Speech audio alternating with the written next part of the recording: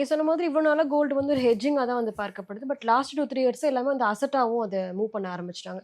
So இனிமேல் gold அசெட்டா இருக்குமா? இல்ல ஹெட்ஜிங்காவே இருக்கட்டுமா சார்? கோல்டோட கேப்பபிலிட்டி அது வந்து இட்ஸ் ஆல்வேஸ் அ ஹெட்ஜிங் தான், நெவர் அன் அசெட். ஸோ அதனால தான் பார்த்தீங்கன்னா யாருமே அவங்களுடைய எக்ஸ்போஷரை கோல்டில் அதிகமாக வைக்கவே மாட்டாங்க. 10%, 20% வரைக்கும் மேக்ஸிமம் போவாங்க.